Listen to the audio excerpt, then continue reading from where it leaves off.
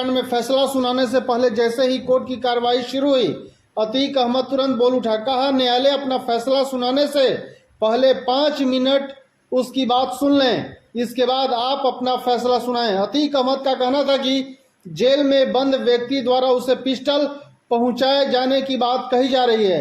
वह उससे हथियार क्यों मंगवाएगा जबकि उसके पास उससे बेहतर पिस्टल थी।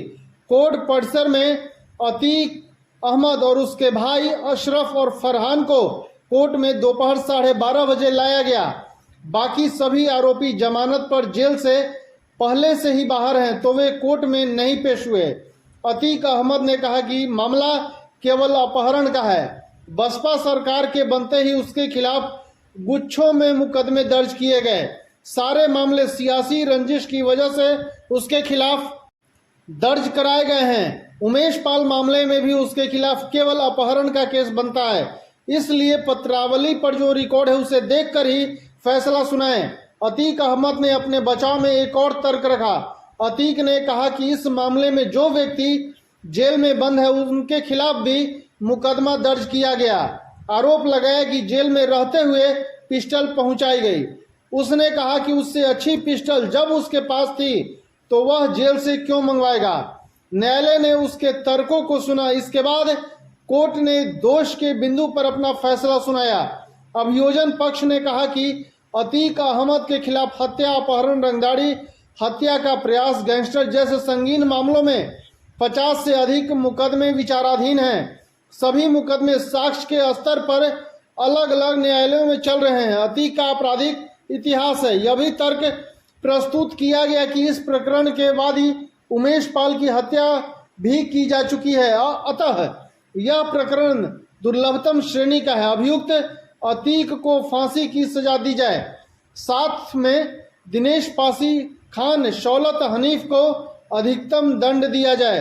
अभियुक्तों ने अपने बचाव में तर्क दिया कि पत्रावली में ऐसा कोई रिकॉर्ड नहीं है जिससे यह साबित हो सके कि उमेश पाल से क्रूरता की गई है। मामले में आपराधिक इतिहास विचारणीय नहीं है। उसकी यह प्रथम दोष सिद्धि है। यह विरलतम श्रेणी में नहीं आता है। प्रकरण में धारा 364 ए आईपीसी का सृजन भी नहीं होता। ऐसी स्थिति में न्यूनतम दंड से दंडित किया जाए। दोष सिद्धि पर फैसला सुनाते वक्त कोर्ट ने राजनीतिक विचारक बेंथम के शब्दों को अपने फैसले में कोट किया है।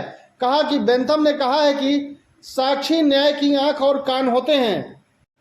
इसी तरह सुप्रीम कोर्ट के श्रवण सिंह बनाम पंजाब केस का हवाला देते हुए कहा कि आपराधिक वाद विधि की दृष्टि में स्वीकार्य योग्य साक्ष्य पर निर्भर करता है।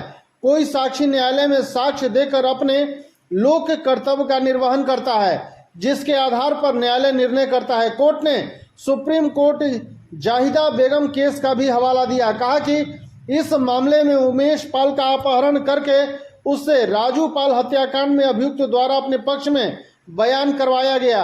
अभियुक्त खान शौलत हनीफ के हाथ में यह पर्चा मौजूद था जिसके आधार पर बयान हुआ।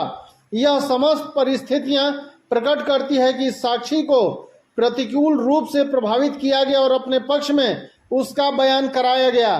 इससे पूरी न्यायिक व्यवस्था आहत हुई है और जनता का विश्वास न्याय व्यवस्था से डगमगाता है। न्याय की मंशा यही है कि अभियुक्तगण अतीक अहमद, दिनेश पासी एवं खान शौलत हनीफ को दंडित किया जाता है। न्यायालय ने कहा कि आरोपी जावेद, फरहान, एजाज अख्तर, इसरार उर्फ मल्ली, खालिद, अजीम उर्फ अशरफ और आबिद सभी दोषमुक्त किए जाते हैं, क्योंकि अभियोजन पक्ष इन सब के खिलाफ संदेह से पड़े आरोप साबित कर पाने में असफल रहा है। धन्यवाद।